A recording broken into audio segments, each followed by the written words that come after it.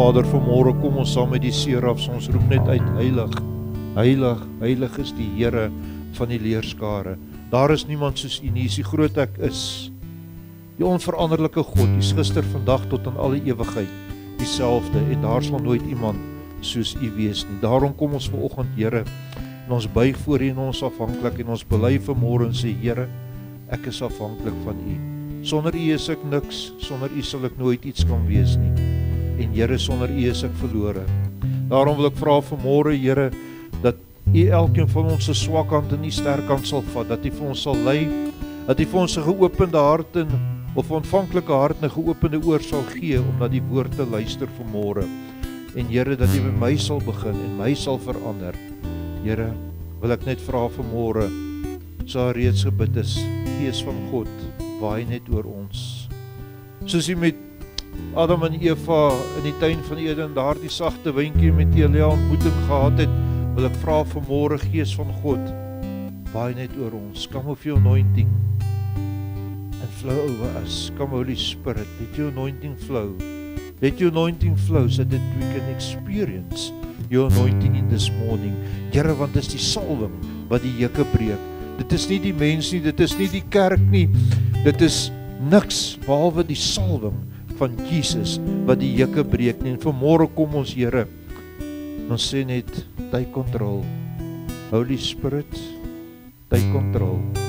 En ons eer U vanmôre daarvoor, Here, want daar is niemand soos U nie. Vanmôre kan ons net ons hand uitsteek en sê, Here Jesus, ons is lief vir U. Dankie dat U ons vereer met U teenwoordigheid. Dankie dat U bemoeienis maak vanmôre met ons. Dankie, Here, dat U by elkeen stil staan vanmôre. Dink aan die wat siek is. Dink aan die wat moeilike omstandighede het. Here, dat U vir hulle sal deurdra. En ek prys U daarvoor vanmôre. To you all the praise, all the glory. In Jesus naam, die gemeente sê, amen. Dankie. Kan jy sitplekke neem, los, Jaco, los. Jy weet, hierdie seentjie van Jaco laat my dink aan Christo.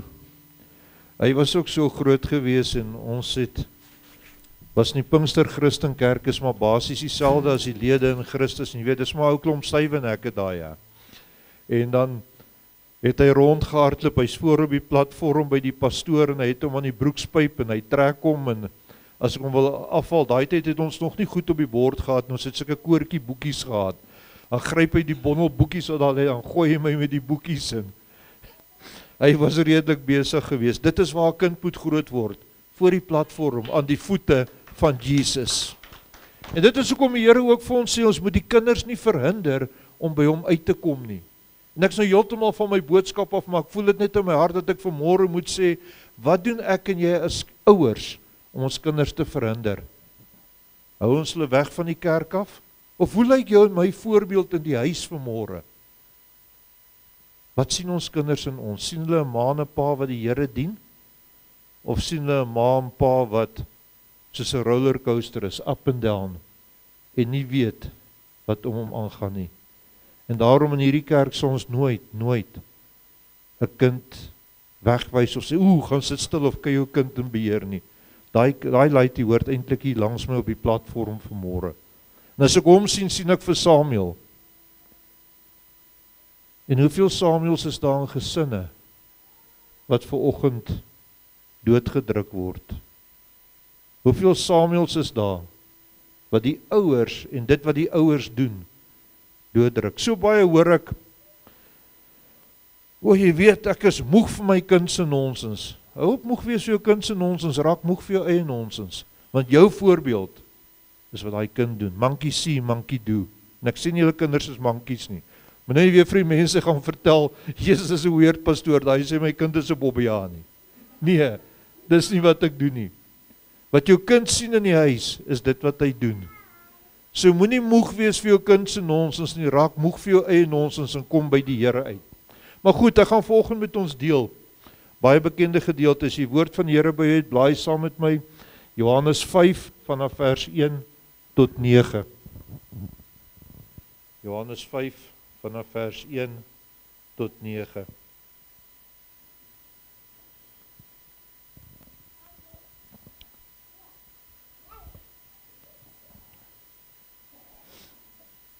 jy hom? Johannes 5 vanaf vers 1 tot 9, hy gaan vir ons lees, julle moet mooi luister. Goed, hierna was daar 'n fees van die Jode, en Jesus het opgegaan na Jerusalem, en daar is in Jerusalem by die Skaapspoort 'n bad met 5 pilaargange, wat in Hebreëus Bethesda genoem word. Ekskuus. Vers 3. Daarin het 'n groot menigte siekes gelê, blindes, krepeles, lammes, wat op die roering van die water gewag het. Want 'n engel het op 'n bepaalde tyd in die bad neergedaal en die water geroer. Die een wat dan eerste ingegaan het na die roering van die water, het gesond geword, aan watter siekte hy ook al gely het. En ek wil hê jy moet hierdie vers in jou agterkop hou.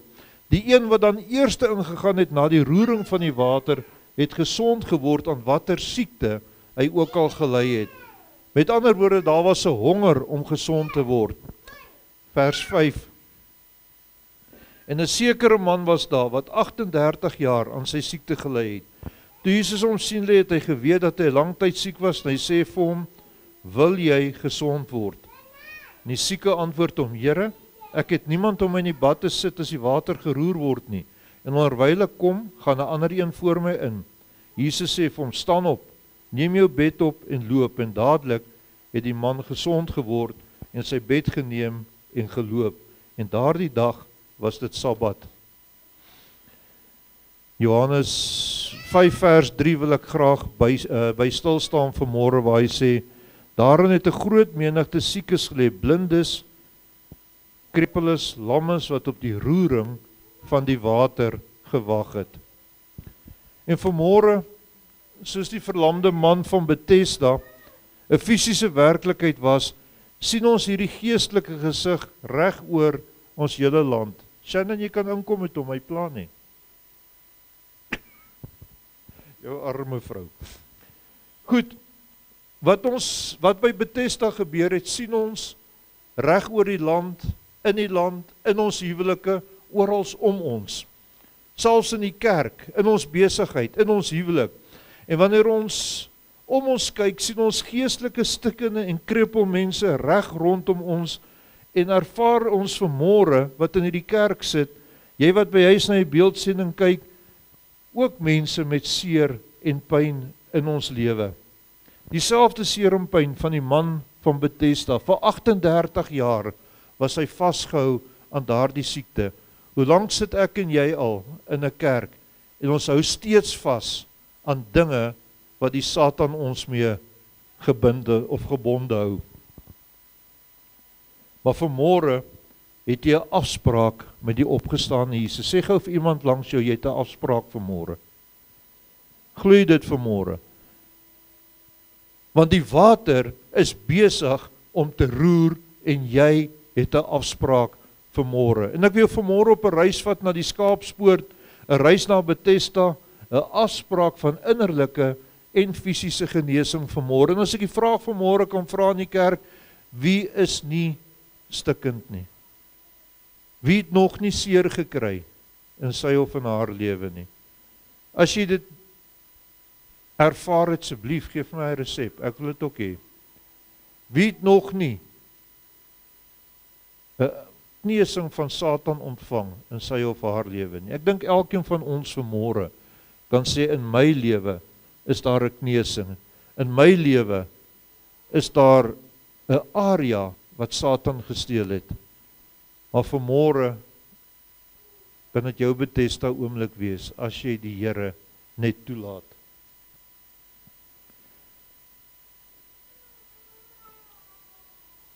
Bethesda beteken genade, en die beeld van die goedhartigheid van Jesus, en dit is juis hier waar Jesus hierdie verlamde man ontmoet het, in sy situasie. Hy het hom nie ontmoet toe hy alright was, toe hy nog kon geloop het nie, hy het hom nie ontmoet nadat hy geloop het nie, hy het hom in sy situasie ontmoet. En vir baie van ons, kyk ons na ons situasie en sê, maar nee, ek gaan dit nie maak nie. Wie het al so gevoel? Of ek gaan dit nie maak nie. Seker die twee kietsies, hulle is sharp, hulle is op die bollie voor. As die kinders sê, hulle gaan dit nie maak nie, hoeveel te meer nie ons groot mense nie. Maar as jy vanmôre so voel, het ek en jy Bethesda, 'n plek waar Jesus ons wil ontmoet. 'n Plek waar ons hom kan vind, aan sy voete kan lê met ons versigtinge. En jou en my Bethesda is vanmôre hier, nou in hierdie kerk, op hierdie oomblik. Hoekom? Omdat ek hier is, verseker nie, maar omdat Jesus hier is. Want hy sê, soos Jakob gebid het, waar 2 of meer by mekaar is, daar is hy teenwoordig.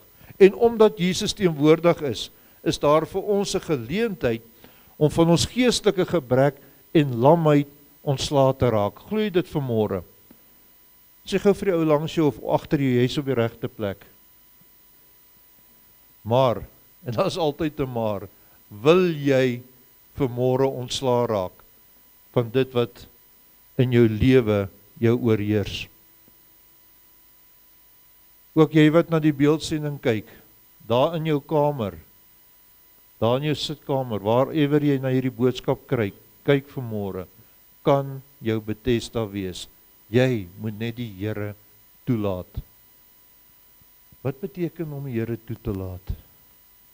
Hy moet volkome beheer vat van jou omgewing, van jou situasie, van jou lewe, van jou huis. Hy moet volkome in beheer wees. En dit is hier in die Bethesda oomblik waar Jesus aanraak, vrymaak, genees en herstel. En die interessantheid van die geval van Bethesda was dat Jesus die man tydens 'n feestyd ontmoet het. En vanmôre wil ek vir jou sê, wanneer ons so kyk oor die kerk, ons sit almal met sulke lang gesigte. Ek sê net bang jy trap julle lippe raak. Ons is veronderstel om in 'n feestyd, in 'n feesstemming te wees. Hoekom? Want Jesus is hier. As jy by die huis kom, of jy was weg gewees, of jy gaan na iemand toe wat vir jou kosbaar is, hoe lyk jou gesigsuitdrukking? Jy's bly om daai persoon te sien. Daai persoon is bly om jou te sien. Dit is presies dieselfde in die kerk. Jesus is veronderstel om vir ons kosbaar te wees, maar ons kom in die kerk met swaarmoedigheid, met 'n lang gesig. Ons sit en worry oor die hoender in die oond. En laat my dink aan 'n tannie wat ook in die kerk gesit het. Sy het daar agter in die kerk gesit en terwyl die predikant besig was om te preek, sê sy kort klipbaar, dan vreet jy hom. En sy almal kyk nader aan van kort sê die tannie, maar dan vreet jy hom. En na die diens gaan die dominee na toe of die predikant na toe en hy sê van, maar suster nou, wat gaan met jou aan? Nêrens in my boodskap het ek iets genoem wat geëet moet word en dan haak hy kort af van sê, dan vreet jy hom. Sy sê nee, die duiwel het vir my gesê, die hoender is nie oond en jy moet nou uitstap en jy moet huis toe gaan, want die hoender gaan brand. Sy sê as die hoender brand, dan vreet jy hom. So vanmôre wil ek vir jou sê, dit het tyd geword, kind van God, dat ek en jy vir die duiwel sê, as hy ons aandag probeer aftrek, ek is in die teenwoordigheid van die Here. Want vanmôre wil ek vir jou sê, dit is al waar ek en jy gaan redding, verlossing en genesing kry, is in die teenwoordigheid van die Here. Hy is teenwoordig en sy beloftes is die waarheid waar hy teenwoordig is. Hy het beloof dat hy vir ons 'n feesmaal en 'n tafel gaan voorberei. Maar ek en jy moet na hom toe kom. Al wanneer Jesus agter ons aankom is wanneer hy ons kom haal die dag. Maar die kerk het so gemaklik geword, baie mense het so gemaklik geword, as Jesus hulle ook nie kom haal nie, sal ook nie eens na hom toe gegaan het nie. Maar vanmôre wil ek vir julle sê, dit het tyd geword dat ons by Jesus uitkom. Daar's vanmôre 'n tafel vir elkeen wat hier sit. Vir jy wat na die beeldsending kyk, is daar 'n tafel voorberei met die brood van die lewe Jesus. En die vraag is, wat gaan ek en jy met hierdie tafel doen? Gaan ons die uitnodiging aanvaar of gaan ons hom van die hand wys? Nou ek wil op 'n reis vat en ek wil jy moet bietjie saamwerk vanmôre. Sluit net jou oë vir 'n oomblik. Fokus en sien vanmôre saam met my hierdie verlamde man in jou geestesoog. Vir 38 jaar het hy onder hierdie siekte gely. Vir 38 jaar het die siekte hom van 'n oorwinnende lewe beroof. En weens sy verlamming het hy vir 38 jaar gelê en kyk hoe ander mense se lewens verander, maar syne verander nie. En wat het gebeur? Hy het gedink, my lewe is maar alright. Ek moet so wees. Ek moet hier lê. Ek moet nie loop nie. Ek's maar alright. maar hy het gesien, die Kosies en Pieties en Sannies wat in die water ingaan, toe het geroer word, sy lewe verander, en hy het gestagneer in dit wat hom vasgehou het op daardie bed. Hy bevind hom in die huis van genade, maar hy ervaar geen genade nie. Hoekom? Want sy mindset was nie reg nie. Hy het sy fokus verskuif van die werklikheid van die Here af, na die leuen van Satan wat sê, jy is okay, bly maar net so. Ons het mos 'n sê ding in Afrikaans, so gemaak en so gelaat staan. Het jy dit al gehoor? Het jy dit al oor jouself gesê? Ek het op 'n stadium, toe ek net tot bekering gekom het, die pastoor altyd my gepraat oor my humeur, en toe van sê, ek is maar so gemaak en so gelaat staan. Toe sê, nee, jy is nie so gemaak nie, die duiwel het jou gemaak wat jy is. Het het tyd geword dat jy laat staan. En vanmôre wil ek vir jou sê, omdat hy die een verskoning dat die ander gebruik het, en ek dink persoonlik, hierdie ou by Bethesda wou jammer gekry word. Hoekom het hy verskoning gebruik? Want hy die aandag geniet. Jy onthou, terwyl hy daar gelê het op sy matrasie, het daarom so nou en dan iemand na hom toe gekom om vir hom 'n stukkie kos gegee, of 'n almoesie gegee, en hy het dit nogal gelike, want verder die mense nie met hom gepraat nie. En vanmôre wil ek vir jou sê, is presies dieselfde met daardie troetelsondetjies in jou lewe. Jy wil dit nie los nie. Dis nie 'n kwessie van kan nie, jy wil nie, want jy geniet dit om vas te hou aan dit wat Satan jou bied. Jy geniet dit om aan die agterspeen te suig, terwyl ek en jy eintlik 'n koningskind is, meer as 'n oorwinnaar. Genesis 1 sê vir jou, jy is geskape na God se beeld, na God se gelykenis om te heers. Nou het jy al gedink, as ons Vader met alle respek teenoor hom gesê, hier met 'n sigaret in die hand moet loop, of 'n dop in die hand, of 'n snyf onder die neus, of whatever ook al, is dit God se beeld? Verseker nie. Wie se beeld is dit? Wat sê jy aan wie se beeld is dit? Dit is Satan se, ja.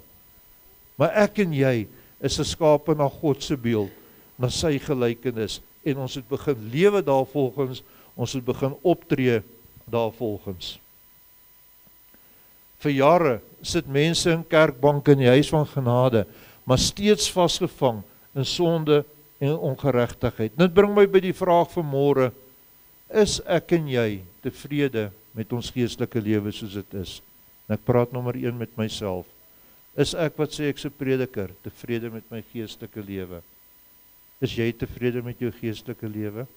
Is ons tevrede met die geestelike lewe van mense daar buite? Want jy sien, soveel gaan verlore, want daar is nie meer liefde in die kerk om uit te reik na die verlore gaande mense toe nie.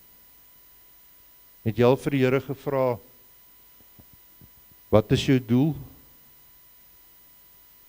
Wat soek jy op die plek waar jy nou is? In die tyd waarin ons lewe, hoekom lewe jy in hierdie tyd? Het jy al vir die Here gevra?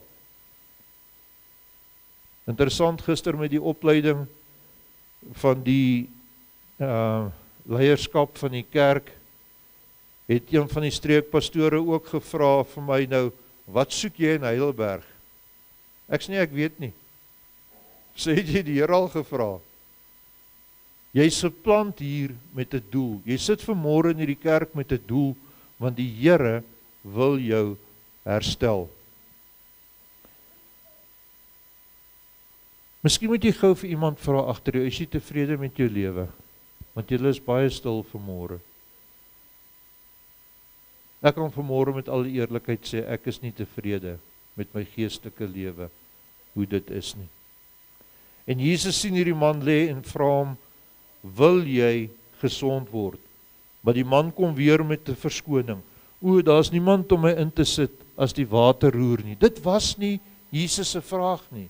Jesus se vraag is, wil jy gesond word? En vanmôre wil ek vir jou sê, dis dieselfde vraag wat Jesus in hierdie kerk vra vanmôre. Hy wil nie weet of jy 'n probleem het of jy een of ander iets moet doen nie. Hy wil nie weet hoeveel mense het met jou al gepraat nie. Ekskuus, hy wil vanmôre net vir jou vra, wil jy gesond word? Want ons kom met dieselfde verskonings. Ek dink hierdie man toe Jesus so voor hom staan, het hy weer dalk 'n paar sente verwag, want hy is mos vir 38 jaar lank het hy geteer op hierdie almosies, aan die agterspeen gesuig.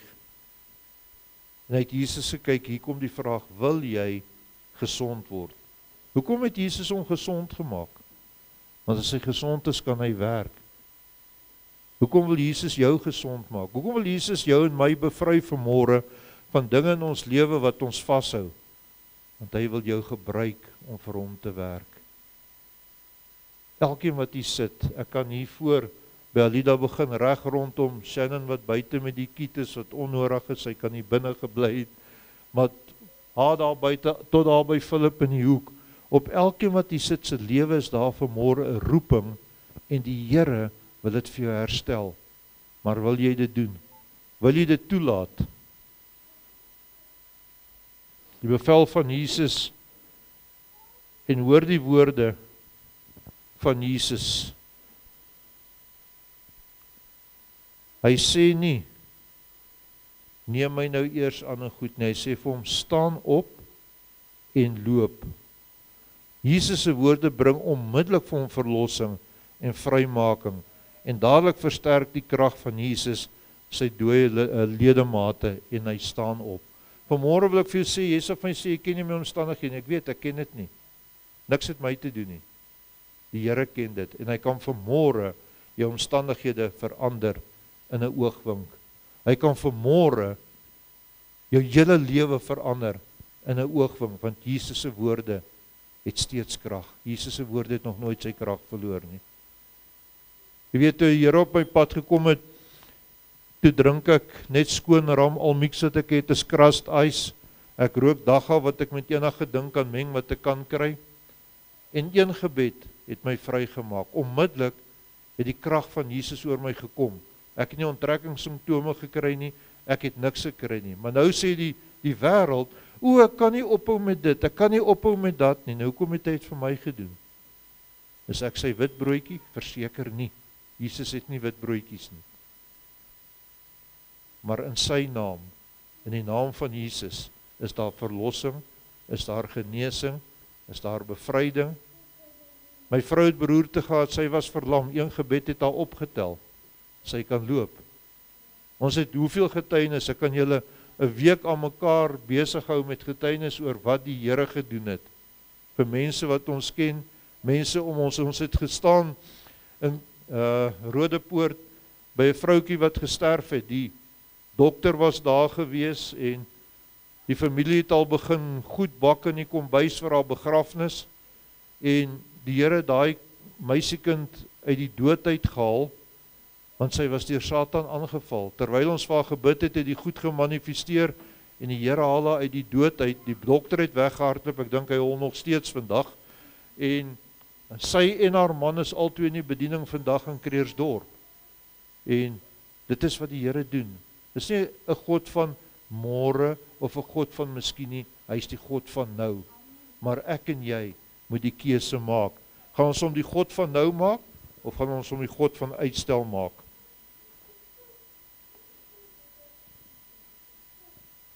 Vanmôre wil ek vir u sê, die kerk het kragteloos geword. Maar as ek praat van die kerk, praat ek nie van ons gemeente hierso nie.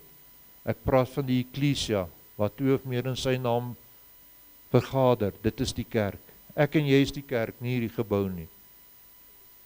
Die kerk het kragteloos geword, want ons hou vas aan ons eie sieninge, ons hou vas aan ons eie schemes, as ek die Engels kan gebruik, maar ons vertrou nie die Here met die volheid van sy vertroue nie.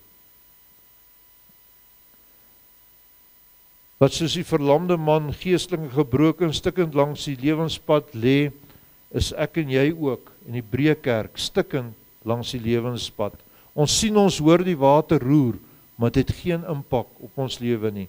Sondag vir Sondag sit die mense in 'n diens, bidtuur vir bidtuur, hoor hulle die woord, die water roer dag vir dag, maar ons omstandighede verander nie. Hoekom nie? Want ons wil God nie toelaat nie. Ek kan nie omstandighede verander nie. Ek het 'n verskriklike groot mond, maar dis waar dit stop. maar ek ken die man wat die omstandighede nou in 'n oogwink kan verander. En sy naam is Jesus. Net hy. Vanmôre wil ek vir jou sê, mense hardloop van hierdie dorp na daardie dorp toe, agter hierdie profeet aan, agter daardie biskop aan, agter daardie predikant aan, en hardloop rond, maar daai ou kan vir jou niks doen nie. Net Jesus kan. Daai ou is miskien 'n instrument in die hand van die Here, maar verder beteken hy niks. Ek's miskien 'n instrument in die hande van die Here, maar verder kan ek vir jou niks doen nie. Maar as jy vanmôre waaragtig uitroep en jy het 'n honger, kan die Here jou omstandighede nou in 'n oogwink verander. Hy kan dit wat jy troetel, kan hy verander. Jy kies dalk nog vanmôre om te rook en te suip en te steel en te skinder en kwaad te spreek, en jy kies vanmôre om buite God se wil te wees. Maar as jy jou keuse verander vanmôre, as jy vanmôre sê, Here, ek wil ontslaa raak van dit wat my vashou, gaan hy vir jou vanmôre vrymaak. Ek kan nie, maar hy kan. As jy vanmôre sê, Here, maar ek is stikkend. U ken my verlede, die mense in die kerk ken nie my verlede nie. Maar u weet wat het in my gisters gebeur, en my gisters maak my klaar. Wil ek vanmôre vir jou sê, vergeet van gister. God is nie 'n God van gister nie, God is 'n God van nou. Hy het 'n nuwe seisoen vir jou in stoor. Glo jy dit vanmôre? Jesus, hier's maar 'n paar halfhartige amens vanmôre. Miskien moet jy nie ou langs jou 'n bietjie of agter jou skud en sê, daar's 'n nuwe seisoen vir jou. Nou nie, dis nou nie die geleentheid om jou vrou bietjie te skud nie, hoor, of jou man te skud nie. Maar maak die persoon by jou net wakker en sê, die Here het vir jou 'n nuwe seisoen in stoor. Lukas 5 vers 17 sê, en op een van die dae was hy, dit is Jesus, besig om te leer, en die fariseërs en wetsgeleerdes het gekom uit elke dorp van Galilea, Judea, en uit Jerusalem daar gesit, en daar was krag van die Here om hulle te genees. Vanmôre wil ek jou sê, die bloed in die naam van Jesus het nog nooit sy krag verloor om te bevry, te red en te genees nie. Hoor jy vanmôre kerk, die bloed in die naam van Jesus het nog nooit sy krag verloor nie. Kan ek 'n amen kry hierop? Sy, want vanmôre wil ek vir jou sê, dit word sterker en sterker in hierdie tyd. Ek en jy moet dit net toepas. Maar vanmôre wil ek vir jou sê, kosbare bloed van Jesus op die kruis van Golgotha is vir elkeen van jou en vir my wat vanmôre in die kerk is. En hy sê vanmôre vir ons, kom aan, staan op, kry klaar met jou ongeregtigheid, want die bonatuurlike krag van die Here wil manifesteer in jou lewe. Maar om dit te gebeur, moet daar 'n waaragtige wil en begeerte wees om op te staan uit jou omstandighede. Jy moet wil vanmôre om klaar te kry met dit wat verkeerd is. Jy moet wil vanmôre om verander te word. Verandering is nie maklik nie. Vra my, ek weet. Maar as jy vanmôre verander wil word, kan die Here jou verander. En jy moet glo dat Jesus se plan met jou lewe het, en dit is spesiaal is met hom. Hy het jou by die naam geroep en hy ken jou naam. Sê gou-gou vir iemand langs jou, Jesus het jou by die naam geroep. Philip sit ver, het niemand langs jou. Hoor jy Philip, hy het jou geroep, hè? Hy sit daar een kant, julle wat hier by mekaar is, Jesus het jou by die naam geroep, hy het 'n plan met jou lewe. Of gaan jy nou wag soos Jona tot 'n vis jou insluk? Tot jou omstandighede jou klaarmaak, dat jy nie meer anders kan nie. Maar, hy verwag volkome gehoorsaamheid aan sy woord. As die Here vir ons sê iets is verkeerd, moet ek nie debat voer daaroor, en as dit verkeerd, dan moet ons klaar kry daarmee. Baie keer is dit eina. Die tyd toe die Here my gesnoei het, moes ek afstand doen van baie dinge in my lewe en dit was nie lekker nie. Ek het baie dinge verloor in my lewe en dit was nie lekker nie. Dink jy nou as jy 'n perskeboom snoei, dis lekker vir daai boom? Nou klink ek soos 'n pagan, nê? Wat die bome like. nee, dit was nie. Maar hoe meer jy hom snoei, hoe beter vrug dra hy. Hoe meer jy uit jou lewe uitsnoei wat verkeerd is, hoe meer vrug gaan jy dra. Maar jy kan nie verwag om vrug te dra as jy troetel dit wat vir God verkeerd is nie. Ons het ophou wegkruip en verskoning soek om in die teenwoordigheid van Jesus te kom. Hy is nie 'n spaarwiel wat jy kan uithaal net wanneer jy in die moeilikheid is nie. Dit bring my by die vraag waarmee ek gaan afsluit. Hoe lank wil ek en jy nog soos die man van Bethesda lê met minderwaardigheid? Hoe lank wil jy nog so min van jouself dink? Hoe lank wil jy jouself nog verwyd oor stupid keuses wat jy in die lewe gemaak het? En vashou aan jou gisters. Ek wil vanmôre vir jou sê, hier's nie een in hierdie kerk wat soveel stupid besluite en keuses gemaak het soos ek nie. Ek's die pa van stupid besluite gewees. Maar vanmôre wil ek vir jou sê, dit is verby, dit was gister. Daar's 'n nuwe seisoen wat die Here in jou lewe wil begin vandag. Hoe lank wil jy nog vashou aan onvergewensgesindheid, aan bitterheid, aan verslawing? Hoe lank wil jy nog daai siekte vertroetel in jou liggaam en sê, dit kom van my ouma af, dit kom van my oupa grootjie af, dis oorerflik. Snert man, jy's 'n persoon met jou eie identiteit. Jy het niks te doen met jou oupa of jou ouma of jou oupa grootjie se siektes nie. Daar bestaan nie 'n ding soos oordraging van siektes in die bloedlyn. Dit is 'n vloek van Satan. Want die Here het vir jou opnuut of het vir jou gemaak uniek. Hoe lank wie nog sit soos die verlamde man van Bethesda? Psalm 50 vers 15 sê, en roep my aan die dag van benoudheid, ek sal jou uithelp en jy moet my eer. Die water roer en Jesus staan voor jou en my en hy vra, wil jy gesond word? Seën wie nie vir ons net musiek opsit nie. En ek wil hê ons moet vir 'n oomblik net ons oë sluit. Jy moet regtig introspeksie doen. En as daar iets is vanmôre wat staan tussen jou en die Here, as daar iets is wat jy wil verander, wil ek vir jou sê, kom, dat ons vir jou kan bid. Onthou, ek kan vir jou niks doen nie, maar Jesus kan. Ek het geen krag in my lewe nie. Geen mag nie. Maar Jesus, in die naam van Jesus, is dit wat verlossing bring. As jy vanmôre sê, Here,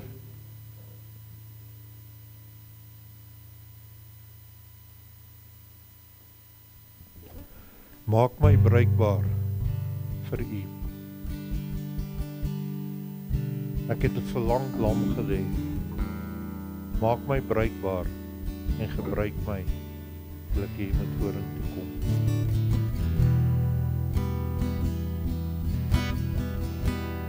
As daar vanmôre regtig iets is in jou lewe wat jy wil weghou, kom.